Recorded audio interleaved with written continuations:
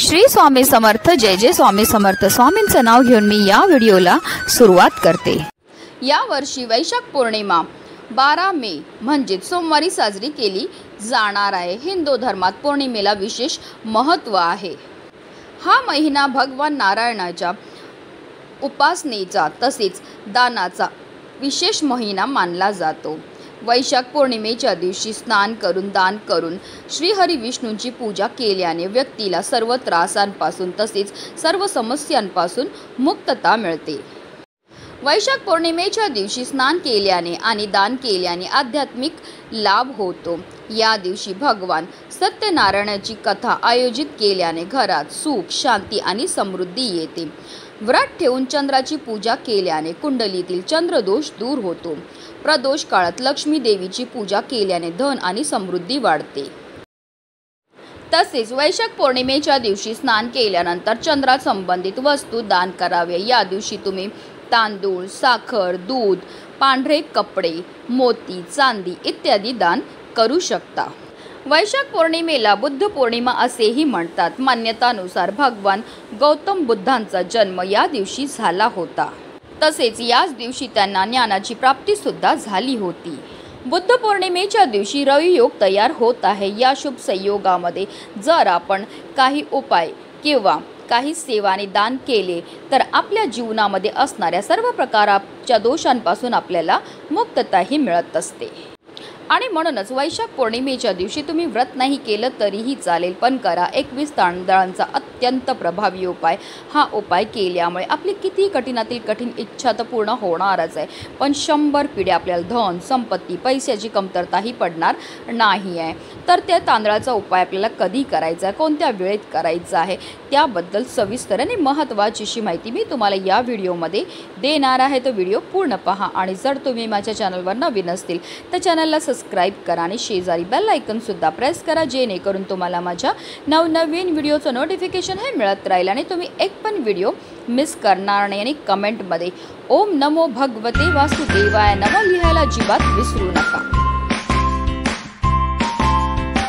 वैशाख पौर्णिमेच्या दिवशी आपल्याला सकाळी ब्रह्ममुहूर्तावर उठायचं आणि अंथरुणामध्ये श्रीहरी विष्णू आणि माता लक्ष्मीचं स्मरण करायचं। आणि ब्रह्ममुहूर्त हा पहाटे 4:04 पासून ते पहाटे 4:46 पर्यंत असणार आहे। त्यानंतर आपल्याला अंघोळीच्या पाण्यामध्ये गंगाजल टाकून स्नान करायचे। जर तुम्हाला शक्य असेल तर आवर्जून या दिवशी तीर्थक्षेत्री जाऊन स्नान करा आणि यथाशक्तीप्रमाणे आपल्याला दान हे करायचं आहे। स्नान केल्यानंतर आपल्याला स्वच्छ वस्त्र हे परिधान करायचे। त्यानंतर आपल्याला सूर्यदेवांना जल हे अर्पण करून घ्यायचं आहे।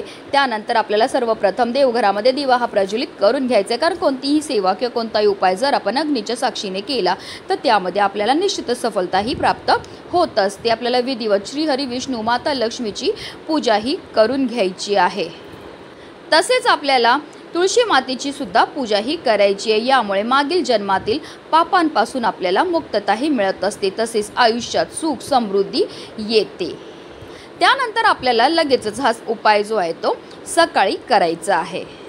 तांदूळ म्हणजे अक्षत, म्हणजे जे कधी नष्ट होणार नाही। पूजा आणि विधींमध्ये अक्षत वापरल्याने पूजा पूर्ण होते। तांदूळ देवांना अर्पण केल्याने त्यांची कृपा प्राप्त होते। तांदूळ हे अन्न आणि समृद्धीचे प्रतीक आहे। हिंदू धर्मात तांदूळ हे देवतेच्या कृपेने प्राप्त झालेले अन्न मानले जाते। तांदूळ हे शुद्धतेचे प्रतीक आहे, त्यामुळे पूजा आणि विधींमध्ये त्याचा वापर केला जातो। तसेच तांदूळ हे माता लक्ष्मीला सुद्धा अतिशय प्रिय आहेत आणि म्हणूनच जेव्हा पण आपण तांदळापासून काही उपाय किंवा सेवा करतो तर त्यामुळे आपल्यावर माता लक्ष्मीची विशेष कृपाही होत असते।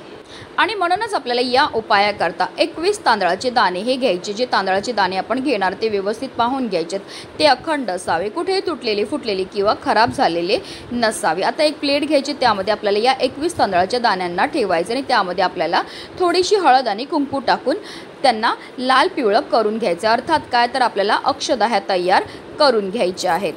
त्याचबरोबर आपल्याला 1 रुपयाचं एक नाणं सुद्धा लागणार आहे, कारण पैशांना सुद्धा माता लक्ष्मीचं स्वरूप म्हटलं जातं। आता जर तुमच्या देवघरामध्ये माता लक्ष्मीची मूर्ती असेल तर तुम्हाला माता लक्ष्मीच्या मूर्तीला एका तामणामध्ये ठेवायचे आणि तिला जलाभिषेक हा करायचा। तुम्हाला 11 पळी पाणी माता लक्ष्मीच्या मूर्तीवर अर्पण करायचं। प्रत्येक पळी पाणी अर्पण करताना ओम श्री महालक्ष्मी नमो नमः या मंत्राचा आपल्याला जप करायचा आणि जलाभिषेक हा करून घ्यायचा। त्यानंतर पुन्हा माता लक्ष्मीच्या मूर्तीला स्वच्छ पुसून घ्यायचं आहे। आता एक तामण घ्यायचं, तामणामध्ये आपल्याला हळद आणि कुंकुने एक स्वास्तिक हे काढून घ्यायचं आणि त्या स्वास्तिकवर आपल्याला माता लक्ष्मीच्या मूर्तीला ठेवायचं। माता लक्ष्मीच्या मूर्तीला आपल्याला हळद कुंकू अक्षदा धूप दीप अगरबत्ती दाखवून घ्यायची। पिवळी फुलं किंवा लाल रंगाची फुलं आपल्याला अर्पण करून घ्यायची। त्याचबरोबर पिवळ्या रंगाच्या मिठाईचा किंवा फळांचा आपल्याला नैवेद्य हा अर्पण करून घ्यायचा आहे। आणि त्यानंतर आपल्याला तिथेच देवघरामध्ये बसूनच काही सेवा ह्या करायच्यात। आता जे 1 रुपयाचं आपण नाणं घेतलेलं आहे ते आपल्याला माता लक्ष्मीच्या फोटोसमोर किंवा मूर्ती असेल तर त्या मूर्तीसमोर आपल्याला ठेवायचे आहेत। 21 तांदळाचे दाणे आपल्याला घेऊन बसायचं आहे। आता त्या 21 तांदळाच्या दाण्यातला एक दाणा आपल्या उजव्या हातामध्ये घ्यायचा आहे। आपल्याला 1 वेळा महालक्ष्मी अष्टकमचं पठण करायचं आहे। त्यानंतर आपल्या मनातली इच्छा ही बोलायची। तुमची जी पण इच्छा असेल ती तुम्हाला मनोभावे बोलायची आहे आणि तो दाणा जो आहे तो आपल्याला त्या 1 रुपयाच्या नाण्यावर ठेवायचा। पुन्हा दुसरा दाणा आपल्याला त्या तांदळातल्या उचलायचा आहे।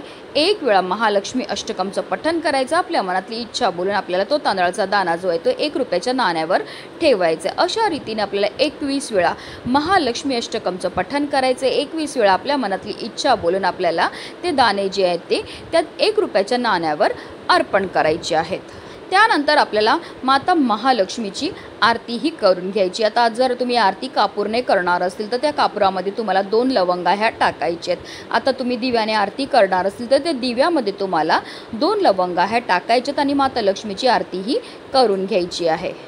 संपूर्ण दिवसभर हे तांदळाचे दाणे आपल्याला माता लक्ष्मीच्या समोरच ठेवायचे आणि संध्याकाळी 6 वाजल्यापासून 9:30ची जी वेळ असते ती माता लक्ष्मीची आगमनाची वेळ असते। त्यावेळेस आपल्याला काय करायचं, देवपूजा करून झाल्यानंतर आपल्याला एक प्लेट घ्यायची, त्यावर आपल्याला एक लाल रंगाचा कपडा ठेवायचा आहे आणि त्या कपड्यावर जे माता लक्ष्मीसमोर आपण 1 रुपयाचं नाणं ठेवलं होतं ते ठेवायचं आणि त्यावर जे आपण 21 तांदळाचे दाणे ठेवलेले ते ठेवायचे आणि ही प्लेट घेऊन जायचं जिथनं पण आपल्या घरामध्ये चंद्राचा प्रकाश येत असेल। आता बाल्कनी असेल किंवा तुमच्या घरावर टेरेस असेल किंवा तुमच्या खिडकीमध्ये तुम्हाला ही प्लेट जी आहे ती ठेवायची आहे।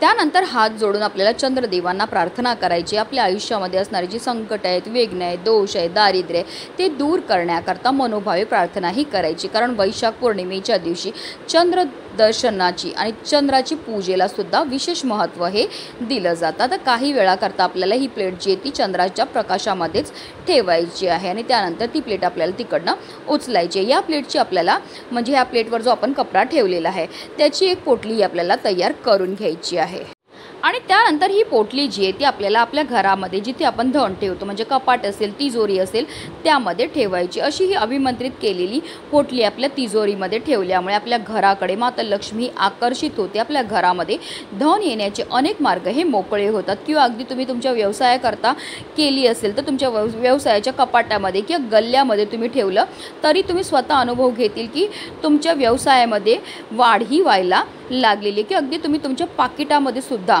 ही अभिमंत्रित पोटली ठेवू शकता। अशी ही पाकिटामध्ये पोटली ठेवल्यामुळे आपलं पाकिट कधीही रिकामी राहत नाही। वैशाख पौर्णिमेच्या दिवशी हा उपाय करण्याला विशेष महत्त्व हे दिलं जातं कारण पौर्णिमेच्या दिवशी माता लक्ष्मी ह्या भूतलावर जागृत अवस्थेत असते आणि जो पण भक्त खरा श्रद्धेने खरा मनाने माता लक्ष्मीची पूजा करतो, सेवा करतो, आराधना करतो त्या भक्ताचं घर माता लक्ष्मी धनधान्याने भरत असते। म्हणूनच व्हिडिओ जास्तीत जास्त लोकांपर्यंत शेअर करा जेणेकरून प्रत्येकाच्या आयुष्याचं कल्याण हो हीच मनामध्ये इच्छा। श्री स्वामी समर्थ। जय जय स्वामी समर्थ।